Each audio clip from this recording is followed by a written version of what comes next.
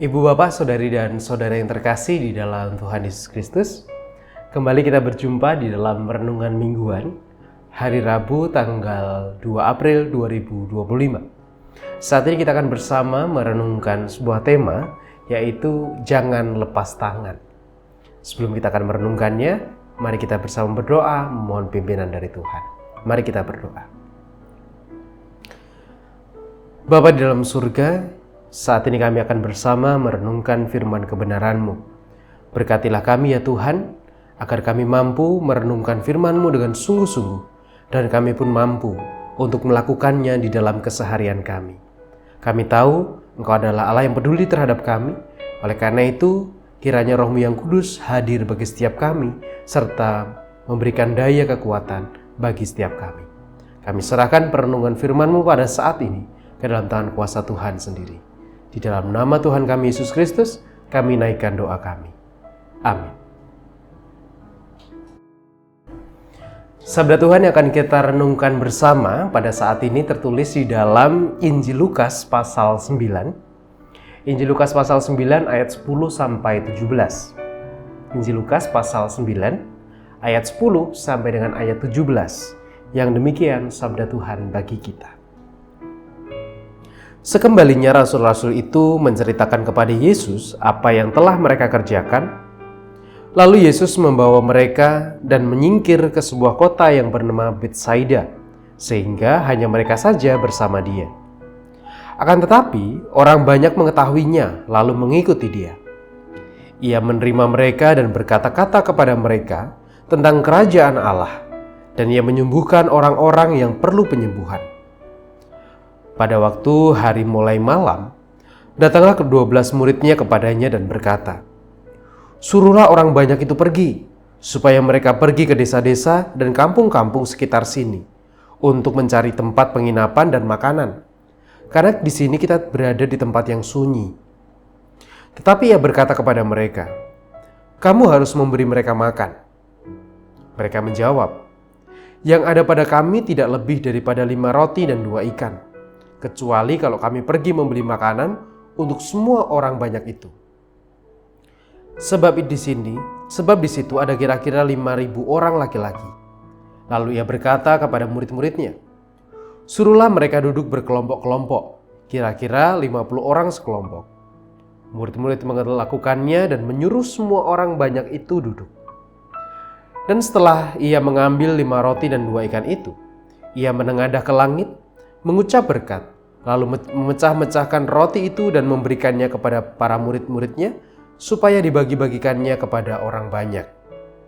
Dan mereka semua makan sampai kenyang. Kemudian dikumpulkan potongan-potongan roti yang sisa sebanyak 12 bakul. Demikianlah bacaan sabda Tuhan. Yang berbahagia ialah setiap orang yang dengan setia merenungkan serta melakukannya. Hosiana. Amin. Ketika seseorang diberikan sebuah tanggung jawab, yang mungkin tanggung jawab itu berat gitu, tapi mungkin sebenarnya mereka bisa melakukan. Tetapi seringkali respon yang diberikan atau moto yang mereka hidupi adalah, kalau orang lain bisa, kenapa harus saya? Jadi seolah-olah bahwa kalau yang lain bisa melakukannya, saya nggak usah. Atau mungkin, udahlah yang lain aja, saya nggak usah. Alasannya mungkin karena merasa tidak bisa, atau yang kedua sebenarnya bisa, tetapi nggak mau repot. Karena kalau melakukan sesuatu, punya tanggung jawab itu pasti ada kerepotan tertentu yang dimiliki. Dan biasanya, siapa sih orang yang mau direpotkan? Sebagian besar orang tentu tidak mau direpotkan dengan hal-hal atau dengan tanggung jawab yang akan mereka emban atau diberikan kepada mereka. Nah, Bapak dan Saudara yang terkasih dalam Tuhan, pertanyaannya adalah, apakah kita harus lepas tangan dari tanggung jawab yang diberikan kepada kita? Apakah kemudian kita harus dengan terus-menerus mengelak tentang tanggung jawab atau peran yang harus kita lakukan dan diberikan kepada kita? Sabda Tuhan di dalam firman yang kita baca barusan di Lukas 9 ayat 10 sampai 17 memperlihatkan sebuah teks yang sudah sangat sering kita dengar tentang Yesus mengubah atau memberi makan 5.000 orang. Mengubah 5 roti dan 2 ikan bisa memberi makan 5.000 orang, bahkan sisa 12 bakul.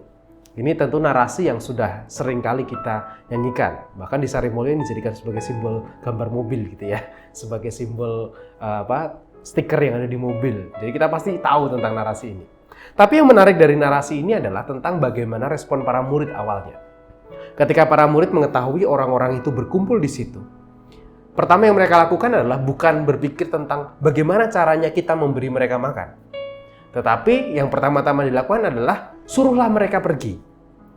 Suruhlah mereka pergi ke kampung-kampung supaya mereka dapat tempat penginapan dan dapat makanan.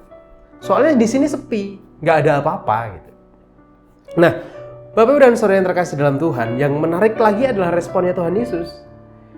Yesus bukan kemudian karena merasa bahwa oh iya ya sepi ya, di sini nggak ada makanan, kemudian Yesus bilang, yaudahlah suruh mereka pergi aja, biar kita nggak repot gitu. Tetapi Yesus justru mengatakan kepada para murid, kamu harus memberi mereka makan. Sebuah pernyataan singkat, sebuah pernyataan yang jelas bahwa kamu harus memberi mereka makan. Yang awalnya murid-murid itu mau lari dari tanggung jawab, tapi kemudian Yesus memberikan perintah kepada mereka untuk kamu harus bertanggung jawab ini, memberikan mereka makan. Lalu mereka mulai berpikir, lalu gimana caranya? Di sini nggak ada makanan apa-apa. Yang ada hanya 5 roti sama 2 ikan. Nah, tetapi kemudian Yesus memampukan mereka untuk bisa memberikan makan 5.000 orang yang ada atau semua orang yang ada di sana. Tidak lari dari tanggung jawab atau tidak lepas tangan dari tanggung jawab. Lepas tangan itu memang lebih mudah. Udahlah orang lain saja. Atau kalau ada orang yang minta bantuan, Pak, Bu, saya minta mau tolong, udah ya yang lain aja. Pak, Bu, saya mau minta sedekah sedikit, udahlah yang lain saja. Mengoper tanggung jawab pada orang lain itu memang lebih mudah. Mengoper tanggung jawab atau kemudian memberikan, melimpahkan tanggung jawab pada orang lain memang lebih gampang.